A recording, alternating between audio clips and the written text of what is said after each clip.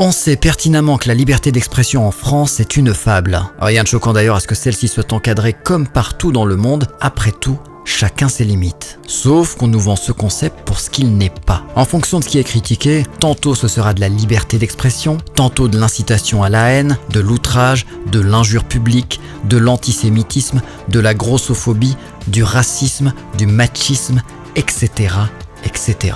La liberté d'expression est à géométrie variable. Exemple avec ce tableau où l'on peut voir un enfant contraint de jouer de la flûte avec l'instrument de cet adulte qui semble énormément apprécier le morceau. Pour les gens normalement constitués, il s'agit de pédopornographie. Mais pour l'élite, c'est de l'art. Bah oui, il faut contextualiser, hein. L'artiste a donné une explication à cette œuvre, une interprétation, et on ne peut pas la juger seul. L'art doit provoquer une réaction, une émotion, et on ne doit pas censurer cette expression. Tout du moins, en théorie. Pour moi, ce tableau, c'est tout sauf de l'art. C'est peut-être du lard car il y a des porcs qui réussissent à jouir des yeux en contemplant cette immondice, mais pourquoi pas après tout? C'est la liberté d'expression. On est en France. Je suis Charlie. Sauf qu'en fonction des individus, la règle n'est pas la même. Prenons l'exemple le plus marquant de ces dernières années avec Dieudonné. L'humoriste ne pouvait plus se produire librement pour jouer ses spectacles. Il a été contraint de jouer dans un bus ou dans des champs et à se cacher pour divertir et nous faire rire. Même après ses excuses auprès de la communauté juive, des maires prennent des arrêtés pour l'empêcher de jouir de sa liberté d'expression alors même qu'aucune infraction n'est constatée. On a clairement l'impression d'être dans le film Minority Report.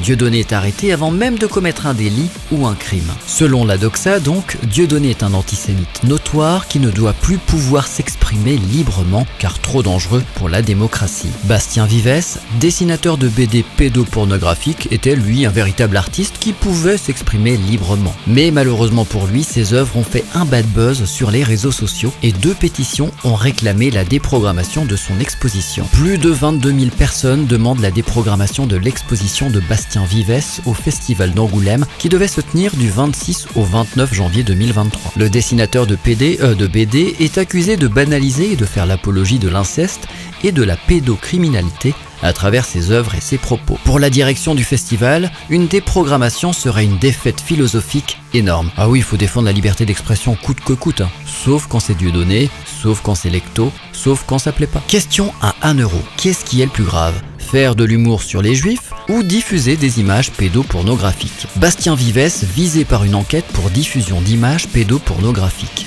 2 maisons d'édition de l'auteur de bande dessinée, Glénat et les Requins-Marteaux, sont également visées. L'enquête a été ouverte après le dépôt d'une plainte fin décembre 2022 par l'association Fondation pour l'enfance. Cette plainte, dont des éléments avaient été révélés par France Info, vise 3 bandes dessinées qui livrent des représentations de mineurs dans des situations sexuellement explicites présentant indubitablement un caractère pornographique. Ces 3 BD s'intitulent Petit Paul, Glénat 2018, La décharge mentale, Les Requins-Marteaux 2018 et Les Melons de la colère, Les Requins-Marteaux 2011. Dans ce dernier ouvrage, Bastien Vivès met en scène Magali, jeune fille mineure qui subit des agressions sexuelles et viols à répétition, décrit la Fondation pour l'enfance. Des relations incestueuses sont également mises en scène entre Magali et son frère Petit Paul, dont l'absence de consentement est présentée comme évidente, poursuit l'association. Malgré cela, l'affaire Bastien Vivès émeut certains artistes. Françoise Nyssen, Blanche Gardin ou Enki Bilal défendent la liberté de création. Bizarre, on les a pas entendus pour Dieudonné. Dans une tribune parue dans Le Monde faisant suite à l'annulation de l'exposition Bastien Vivès à Angoulême, une quarantaine de personnalités du monde de la culture s'inquiètent du bâillonnement de l'artiste. Je cite la tribune. « Il s'agit de rappeler qu'interroger ou contester le travail d'un auteur est légitime, mais que le bâillonner ne l'est pas. Comment un artiste pourrait-il encore prendre des risques,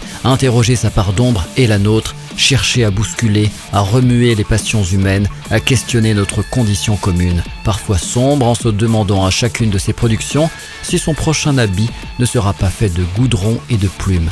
Aucun auteur ne peut créer en tremblant, écrivent-ils. Sauf si c'est Dieudonné, sauf si c'est Lecto, sauf si ça dérange certains. Les signataires rapprochent les critiques faites à Bastien Vivès de la censure qui prévalait au XIXe siècle ou dans les régimes fascistes. Vachement. Je cite encore, l'art n'a pas vocation à devenir un instrument de propagande idéologique. Un artiste n'est pas un militant et son œuvre n'est soumise qu'à la justice et au public et non à des comités de censeurs. Une belle bande d'hypocrites. Bref, la liberté d'expression n'existe pas dans l'absolu mais on remarque de fortes disparités en fonction de l'émetteur du message et du contexte. Et toi alors, quel est ton avis ?